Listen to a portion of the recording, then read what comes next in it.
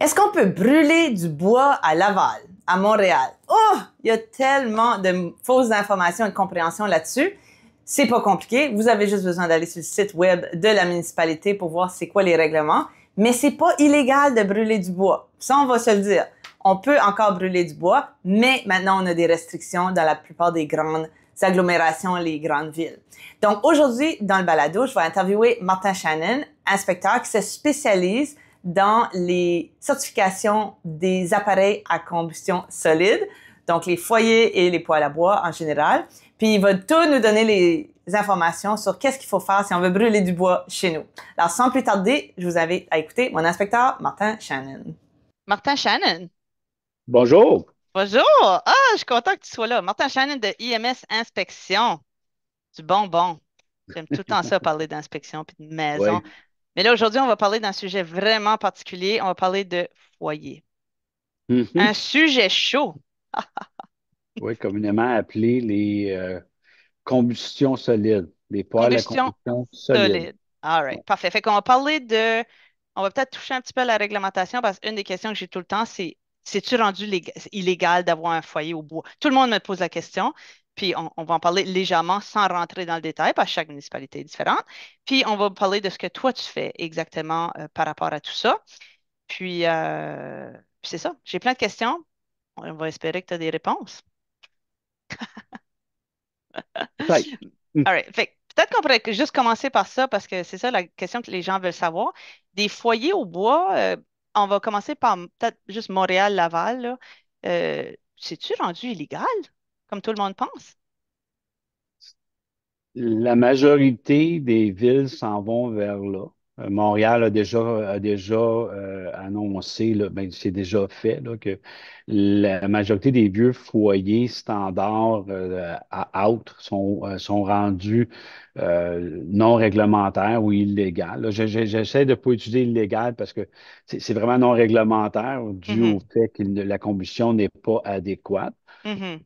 Euh, mais ils peuvent être modifiés pour justement rencontrer la nouvelle réglementation là, au niveau de la combustion. C'est vraiment ça qui est les particules qui s'échappent lors de la combustion, ils veulent les réduire pour réduire la pollution. Alors, c'est vraiment ça. Je sais pas. Il y a beaucoup de villes qui s'en vont vers la même réglementation que Montréal ou un modèle similaire. Laval est comme ça. Et ici, à Sainte-Thérèse, je sais que c'est 2030 euh, pour les foyers au bois et les poêles au bois. Alors, c'est vraiment de vérifier, voir la ville, c'est quoi la réglementation. Exactement. Fait que ce que j'ai compris, là, c'est que c'est pas qu'on peut plus brûler du bois. C'est pas ça c'est pas ça la réglementation. La réglementation, c'est le type d'appareil. Comment est-ce qu'il pollue?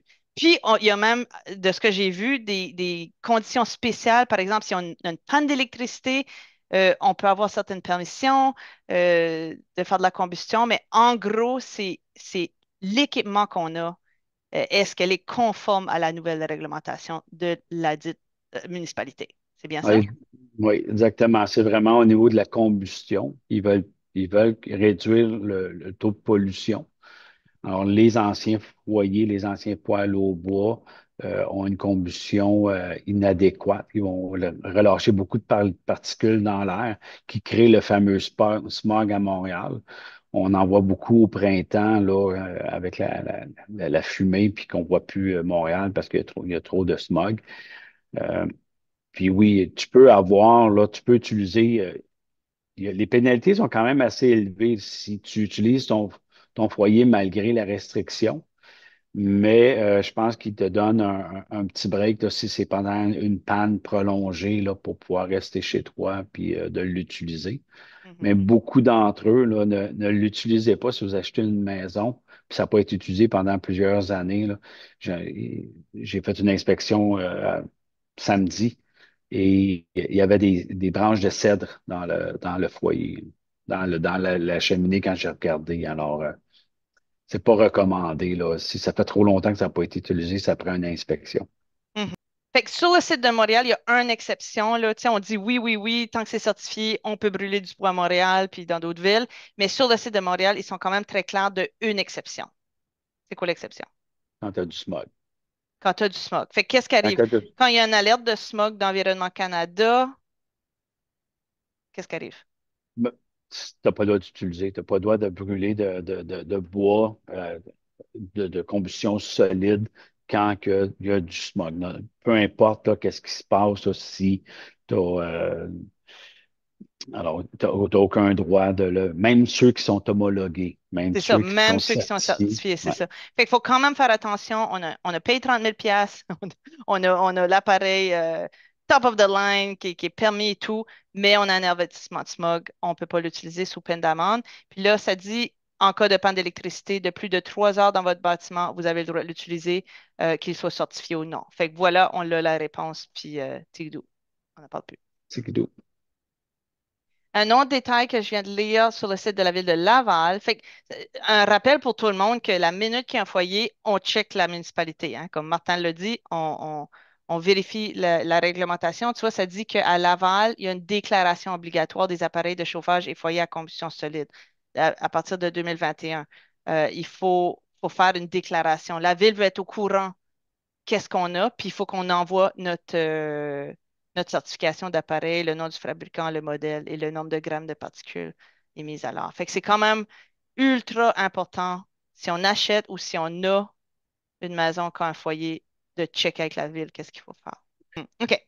Fait que là, Martin, toi, tu es inspecteur en bâtiment. Fait que quand quelqu'un achète une maison ou quand il veut vendre sa maison, tu peux venir, tu inspectes, tu fais le rapport et tout ça. Mais toi, tu as une spécialité en plus d'être inspecteur en bâtiment. C'est quoi ta spécialité? Je suis allé me former pour qu'est-ce qu'ils appellent l'inspection des foyers à combustion solide. Alors, tout ce qui est foyer au bois, poêle au bois, on s'est fait, je me suis fait former. Je suis allé me chercher une formation qui était une formation de 40 heures au niveau des foyers. OK. Fait que là, maintenant, as-tu comme une certification ou n'importe qui connaît ça pourrait faire des inspections comment on dit ça, de De combustion combustion solide? solide, ouais. Les foyers. Oui, j'ai une certification et je peux émettre aussi des certificats d'homologation là, que tout est conforme ou qu'il y aurait des choses à corriger. Là. J'émets des rapports, je fais des inspections spécifiques pour les foyers et durant l'inspection, j'inspecte aux nouvelles normes que j'ai appris, dans le rapport, je vais mentionner là, les anomalies puis de les faire corriger. Là. Mais je n'émets pas de certificat durant l'inspection pré-achat, mais je l'inspecte. Je fais la même inspection là, au OK. niveau des problématiques qu'il pourrait y avoir au niveau d'une combustion solide. OK. Fait que si j'ai bien compris, tu fais juste une inspection en pré-achat, tu vas quand même checker le foyer, mais dans ton rapport d'inspection, ça ne va pas venir automatiquement avec ton certificat. Ça, c'est quelque chose qu'on paye à part pour avoir. Puis qui veut ça? Est-ce que c'est la municipalité, les compagnies d'assurance? Qui veut une homologation ou une certification? Les compagnies d'assurance vont te le demander. En fait, la première réponse, ça serait toi, l'acheteur, Mhm. parce que tu veux t'assurer que ta maison n'est pas à risque de passer au feu. C'est vrai? Parce qu'il y a beaucoup de monde qui vont faire des corrections artisanales Mhm. en disant que mon grand-père a fait ça de même puis ça n'a jamais Mhm. passé au feu. Mais à cette heure, avec les nouvelles normes, les nouveaux matériaux qui sont plus combustibles, je pense que c'est bon d'avoir un spécialiste qui regarde ça avec ses yeux à lui puis qui te dise corrige ça. On en voit beaucoup. Puis c'est souvent le risque d'incendie qui va être la cause. Alors, vraiment, pour toi, ce serait de t'enlever ça sur les épaules, de dire je l'ai fait inspecter, c'est bon, puis on va passer à d'autres choses. Mais les assurances vont te demander souvent de le faire inspecter. Ah ah. Puis là, savoir si tu es en règle avec la municipalité, c'est une autre troisième très bonne raison avant de commencer à brûler.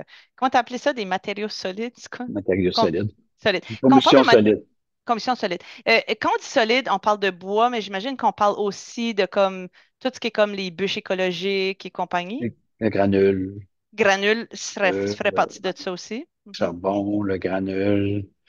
On fait pas, quoi qu'on dit solide, parce que je fais pas les systèmes au gaz Oh, et oh, mazout. Ouais, OK. au mazout. Mais je les fais pas, mais je regarde parce que les spécifications sont quand même pareilles au niveau des conduits qui passent à travers les planchers, les murs extérieurs. Alors, je vais les regarder quand même. Mais au niveau du foyer, au niveau de l'appareil, ça, ça prend une spécialité haute que j'ai pas, là.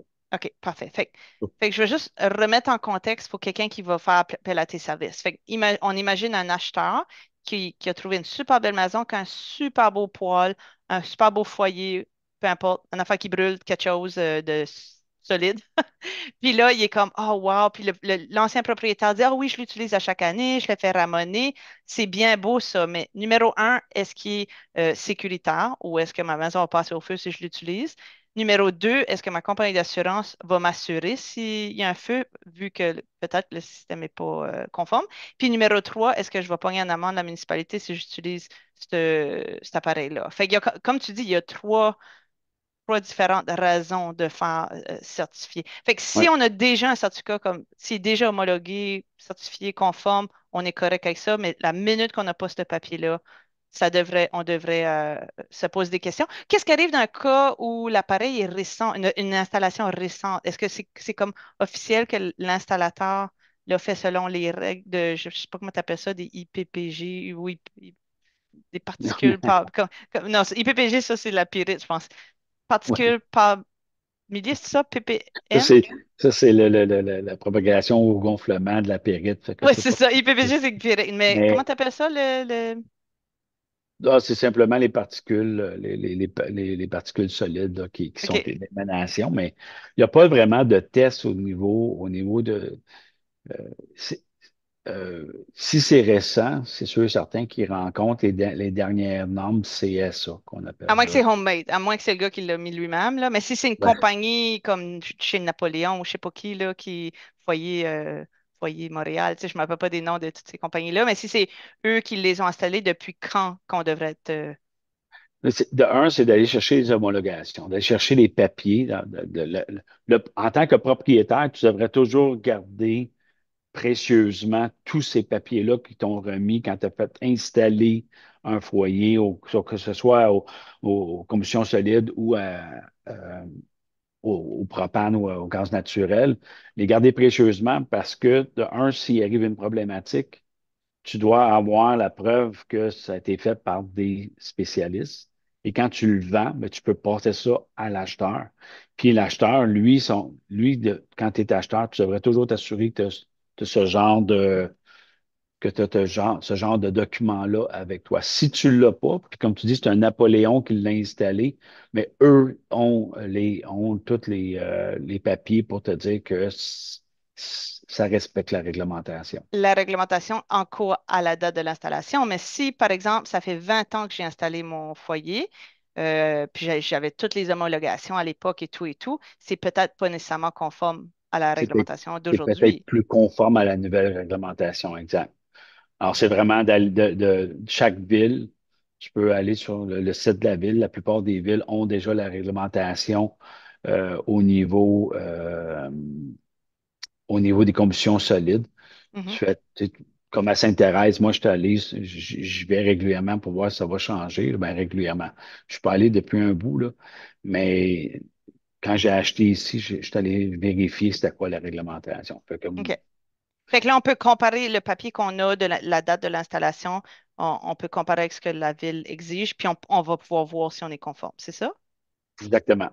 OK, parfait. Fait que si on n'est pas conforme ou si on n'a pas ce petit papier-là, on appelle Martin, puis Martin, il peut venir juste faire l'inspection de l'appareil? Oui, exactement. OK, OK, c'est cool. Puis là, ça dure combien de temps, cette inspection-là? Habituellement, ça va durer, je te dirais, entre 1 heure et 1 heure et demie, là, Quand dépendant. même?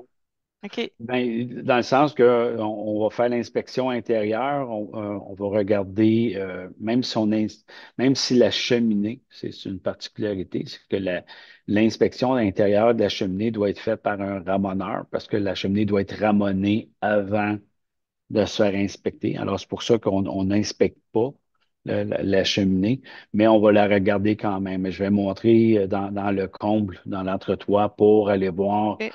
euh, les parties qui traversent.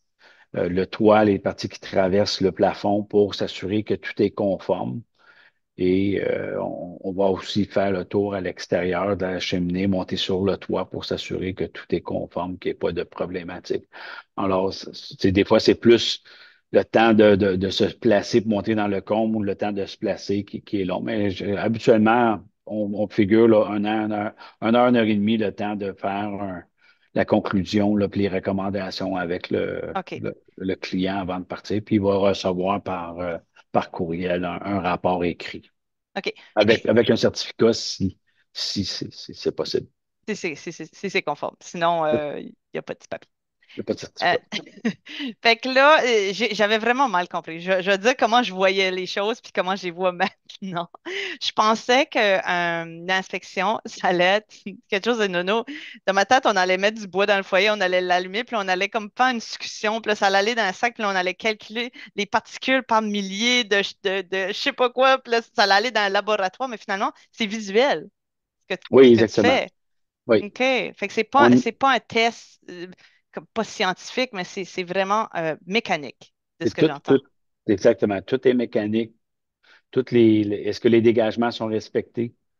C'est souvent ça la problématique. Les Mhm. foyers, les poêles au bois Ouais. les dégagements sont pas bien respectés. Les conduits d'évacuation sont pas bien respectés. Qu'est-ce qui passe à travers les murs sont dangereux.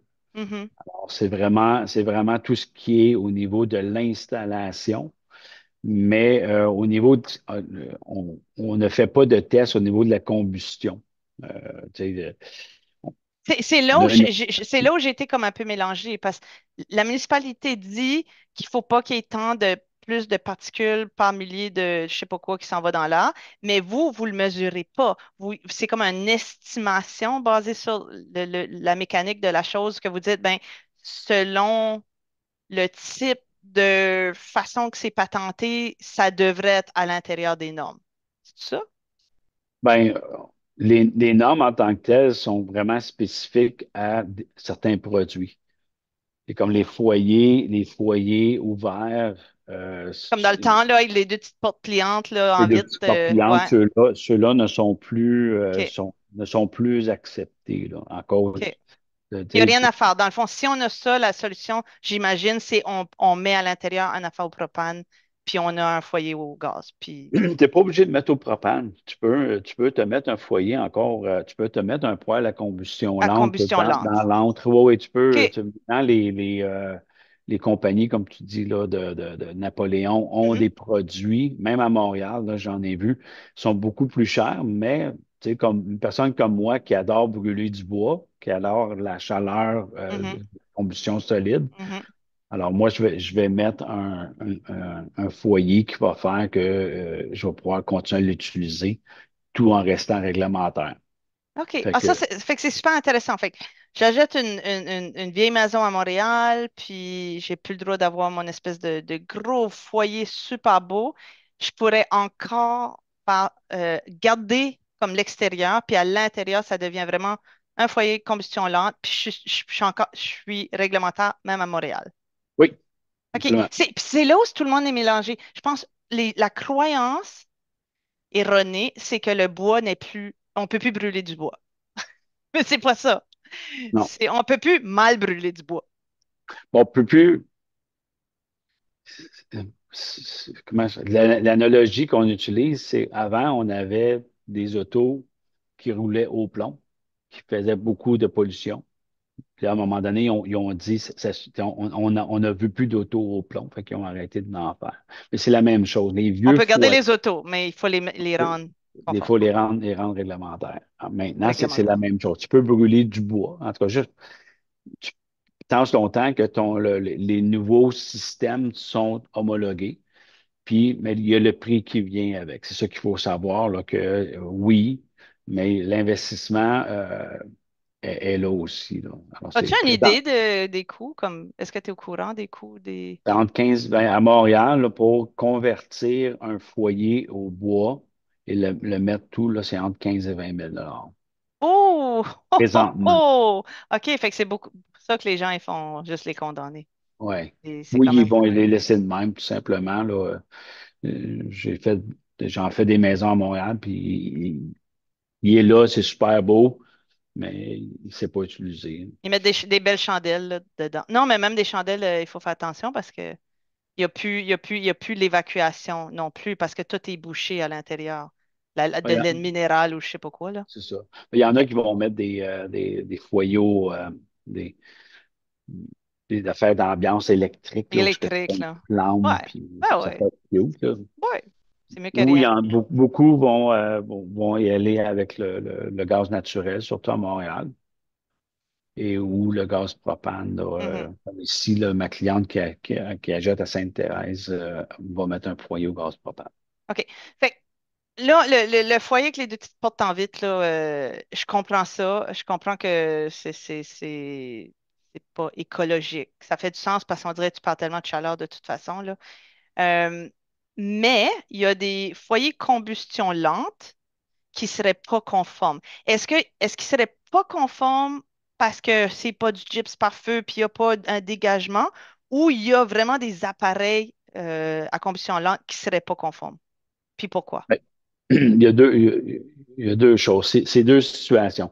Oui, il y a des foyers puis des poêles qui ne sont pas conformes dû à la façon qui ont été installés ou euh, euh, aux normes du temps.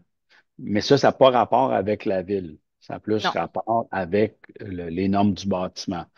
Et il y a ceux aussi qui ne rencontrent plus les normes standards de la ville. Alors, il y a des foyers à combustion lente qui ne rencontrent pas encore justement du taux d'émanation qui sont. Puis ces là sont c'est défini. Là, la ville va te dire non, ce type de foyer-là, de telle année, le type OK. ouais, la combustion lente de telle année n'est plus accepté. Alors, c'est OK. vraiment la ville qui va te le dire si ou par le site de la ville qui va te dire si t'es réglementaire ou pas. Là. Si tu peux continuer à l'utiliser avec la nouvelle réglementation ou tu vas être obligé de te faire ajuster ou modifier. Mais c'est Et quoi? C'est comme la marque. Moi, j'ai un Napoléon 312 de, je sais pas, là, 1987. C'est non. C'est-tu de même? Genre, il y a un catalogue de toutes les affaires possibles ou c'est que c'est comme un. Écoute, je connais rien là-dedans. Ah, ben ça, c'est un type 2 3 là, tu sais, où est-ce que. Je sais pas. c'est les années C'est juste les années? d'installation. OK. Ouais. Présentement, là, ils ne vont pas vraiment avec la marque. Si tu veux savoir vraiment spécifiquement, il faut t'appeler la ville, puis ils vont te le dire OK. oui ou non. OK. Mais peu importe la ville, on a toujours le problème d'assurance. Exactement. Que l'assurance. Puis, est-ce que tu es au courant, peut-être que non, là, puis ça c'est plus une question pour un assureur, là. Euh, si tu n'as pas une conformité, qu'est-ce qu'ils posent comme question? Qu'est-ce qu'ils veulent savoir? Ou est-ce que automatiquement maintenant, tu as, un foyer ou un poêle, ils veulent une inspection? C'est pas automatique. OK. Euh, c'est pas automatique. Comme moi, ils me l'ont pas. La seule affaire qu'ils m'ont demandé, si on était conforme au niveau des cheminées. OK. Alors, dans les condos, c'est ce qu'il faut vérifier. Est-ce que les cheminées sont cloisonnées, alors sont OK. séparées de chaque unité? Mais présentement, les assurances, même au niveau de mon bâtiment, là, mon- que j'ai, les autres, j'ai un poêle puis un foyer, ils ne me posent pas vraiment de questions sur la conformité. Hein. OK. C'est- Ils me demandent si je l'utilise puis c'est quoi ma fréquence. OK. Mais au niveau de la conformité, ils m'ont jamais posé de questions. Là. Mais j'imagine qu'avec la nouvelle réglementation, ta spécialisation d'inspection va devenir vraiment intéressante parce qu'il va y avoir de plus en plus de gens qui vont devoir vérifier leur installation. Je dirais que la plupart,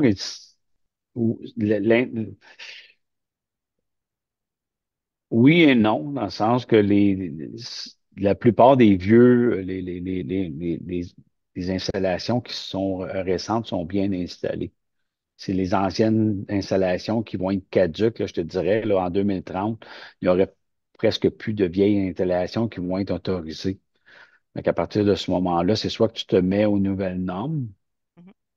puis c'est vraiment, présentement, c'est utile parce qu'il y en a qui achètent, puis ils veulent utiliser leur foyer ou leur poêle. Fait que, ils m'appellent, puis on fait le tour, puis on s'assure qu'ils soient réglementaires. Mhm. Fait que c'est En plus au deux. niveau à l'achat que tu vois que les Oui. gens veulent plus savoir. Euh, Non, j'en ai aussi qui, qui, qui ont acheté plusieurs années puis qui se posent la question mhm. savoir si c'est réglementaire puis s'ils vont pouvoir l'utiliser des années plus tard. Parce que nous, ce qu'on fait, c'est qu'on vérifie avec la ville, puis on va appeler aussi la ville savoir là, si c'est réglementaire ou pas. Là. OK. C'est la partie où ce qu'on va jouer beaucoup, où ce qu'on va, en faisant l'inspection, on confirme que tu vas être réglementaire ou non en 2027, 2028. Ça varie selon les villes, là. Mais tout le monde s'entend pour dire que d'ici 2030, là, la plupart des villes vont avoir une réglementation au niveau de l'utilisation des poêles à combustion solide. Penses-tu que ça va être le cas dans des régions plus reculées comme à Mont-Laurier? Est-ce que c'est vraiment grave? Tu sais, il n'y a pas une forte population, il y a beaucoup d'air fraîche, il n'y a pas de smog. Penses-tu que ça va être un peu partout au Québec ou vraiment on va plus avec des grosses agglomérations? Ça va être plus dans les villes. Ça va être plus au niveau urbain qui est vraiment plus la problématique, là. Ouais. OK. Euh, Fait que dans le fond, qui bénéficie de ce podcast-ci? C'est les acheteurs qui ont vu une belle maison, mais que le vendeur ne peut pas rien fournir comme information, même s'il l'utilise. C'est ça comme la nuance. C'est comme oui, même s'il l'utilise, ça ne la rend pas conforme. Puis c'est pas juste l'appareil, c'est toute l'installation autour de l'appareil. Donc, peux-tu nous parler de ça comme, OK, oui, tu as l'appareil, tu as la cheminée, tu as parlé un petit peu de l'entretoit et tout ça, mais parle-nous du plancher, le dégagement, le gyps. Qu'est-ce que ça, c'est-tu le code du bâtiment qui est comme la règle d'or là-dessus ou c'est-tu les municipalités qui tranchent? c'est pas le code du bâtiment, c'est vraiment spécifique au niveau de l'installation de ces produits-là. OK. C'est vraiment spécifique à ça, là. C'est des normes établies au niveau, au niveau d'installation de poêle à combustion à produits solides.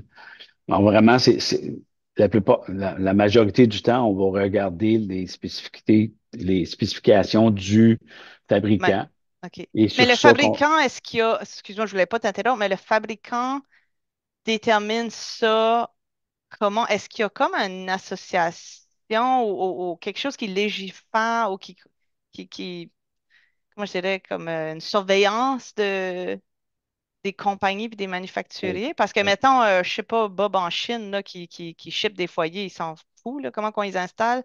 Fait que lui, c'est qui dit? C'est laissé à chaque fabricant de donner son opinion, puis c'est son standard. Je sais pas si tu comprends ma question, je Oui, pense que je l'explique absolument, mal, là. absolument. Puis c'est très intéressant, c'est que dans la majorité des produits au Québec, au Canada, on a ce qu'on appelle la norme CSA, alors Canadian Security Association. Alors, c'est une norme qui force les fabricants à faire des tests pour homologuer leurs produits. Alors, la majorité des produits comme les échangeurs d'air, les réservoirs d'eau chaude ont toute la norme CSA, ont toute OK. une norme à eux autres CSA. Et c'est pour ça qu'on appelle ça un poêle homologué ou un foyer homologué, parce qu'il y a eu des tests qui ont été faits par rapport à leur installation qui rencontrent les normes établies par le Canada, par le CSA pour s'assurer que tu respectes. Alors, c'est pour ça que quand tu as un poêle au bois, tu as une plaque signalétique en arrière. Moi, nous, ce qu'on fait, c'est qu'on prend une photo avec notre téléphone cellulaire et on regarde, voir, s'assurer que c'est vraiment spécifique au niveau des dégagements, au niveau des murs arrière, les murs latérales et en avant au niveau du plancher. Alors, tous ces produits-là doivent être soit incombustibles ou à une distance qui va empêcher justement là, ce qu'on veut éviter, c'est que le produit s'inflamme par lui-même. C'est vraiment une bonne réponse. Merci. Maintenant, je sais.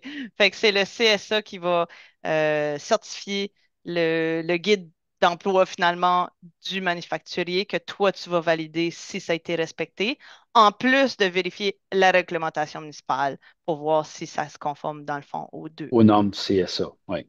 Ouais, c'est ça. Les normes du CSA et de la municipalité par rapport au type d'appareil, tout ça. Fait que, Les normes CSA vont aussi établir là, la combustion, comment que ça se fait, le nombre de particules ça OK, l'englobe tout, là. OK, OK. Bon, ouais. Fait que t'es comme un détective quand tu arrives là. Faut que tu prennes tes éléments pour voir si tu peux donner ce papier-là à la fin. Puis Oui. c'est super cool. J'en ai appris beaucoup, puis j'imagine que les auditeurs aussi. Avais-tu comme des paroles de conclusion? Y a-tu un message que tu aimerais d'envoyer à ceux qui écoutent par rapport au foyer, par rapport au bois? Oui, le message, c'est toujours s'assurer la sécurité des gens qui habitent, de votre famille, et ne prenez pas de risques. Dans le doute, appelez un professionnel. Prenez pas de risques. C'est tellement dommage quand on est sur le bord du trottoir, puis la maison brûle, puis j'aurais donc dû, il est trop tard. Alors, dans le doute, abstenez-vous de l'utiliser. Vous pouvez utiliser beaucoup d'inspecteurs en bâtiment qui sont certifiés, et il y a aussi les ramoneurs. Faites-les ramoner, du moins. Alors, si le produit n'a pas été utilisé pendant quelques mois, faites-les inspecter, faites-les ramoner pour s'assurer qu'il n'y a pas de problématique, parce que il est trop tard. Quand le feu a commencé, il est souvent trop tard, puis c'est tout le temps dommage. All right. Fait que safety first, puis dans le doute, on appelle Martin Shannon. Puis on va mettre toutes tes informations en bas de la vidéo. Fait que les gens pourront te communiquer avec toi pour te demander le prix, parce que les prix, ça change. Fait qu'on n'en parlera pas ici, mais je suis sûre que c'est vraiment abordable puis ça vaut vraiment la peine. Ça vaut toujours la peine. All right. Merci beaucoup, La Martin. sécurité n'a pas de prix. C'est bon. Merci, bye.